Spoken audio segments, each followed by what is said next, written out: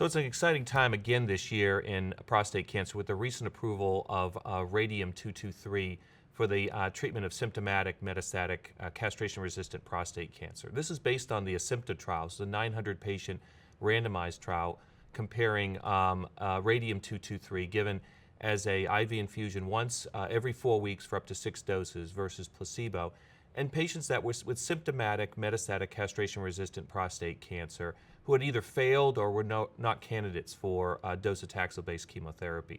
And the results demonstrated a significant improvement in the overall survival advantage in favor of Radium-223 with over a 3-month improvement in overall survival and a hazard ratio less than 0.70. So a fairly definitive result, a large phase 3 study demonstrating a significant clinical benefit. Overall toxicities were actually well tolerated with minimal myelosuppression and diarrhea as the most common toxicities, but overall a pretty well tolerated drug for this patient population. And I think going forward in the field, this gives us an alternative treatment option to chemotherapy. It gives us an additional treatment option for patients with symptomatic bone metastasis.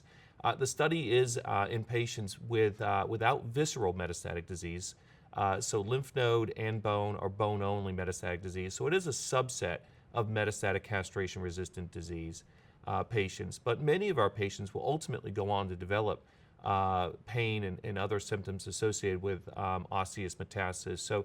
So it is a very relevant drug for our practice in the future.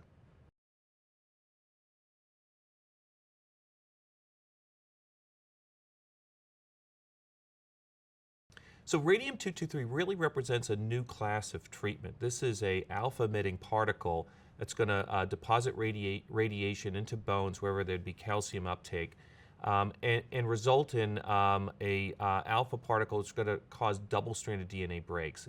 It's a really unique mechanism, and it did have a survival advantage as its primary endpoint demonstrated. So I see this as a therapy we're going to use to help prolong survival in patients that have symptomatic disease. Many patients will have relatively minor symptomatic disease and still be candidates for radium. So this is something that we could use in patients with, say, bone-predominant disease instead of chemotherapy, who we don't think are going to be as good chemotherapy agents, patients. But I see it also in patients who have progressed on chemotherapy as an alternative treatment, particularly if they have that sort of bone-dominant disease. Now, there is a growing subset of prostate cancer patients as they live longer who have soft tissue disease. So this is not going to be a treatment for everybody.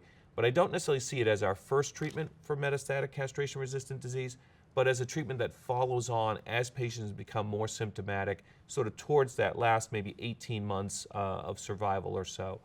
And I do see this as something that could combine with other hormonal strategies such as secondary hormonal strategies, which was allowed on the study.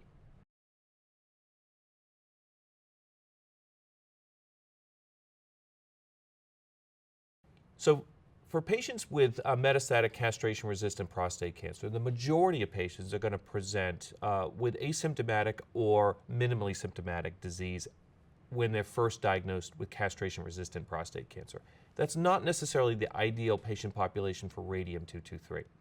There are other standard treatment options that are approved for those patients that they can benefit from that don't necessarily carry the risks of an IV medication or the radiation exposure. But as patients progress and develop more moderate to severe symptomatic bone lesions, those patients will be more and more good candidates for treatment with Radium-223. So I see this as a therapy that maybe isn't necessarily the initial treatment, but one that comes on after 1 or 2 other treatment approaches. That said, there will be some patients, particularly those who are diagnosed with metastatic disease initially and then present with symptomatic progression as a form of their early castration resistance, who we might move to radium right away in. So I do see it as a therapy focusing on that population that's largely already had castration-resistant prostate cancer for some time, but a subset of patients with really aggressive disease, we might use this early in.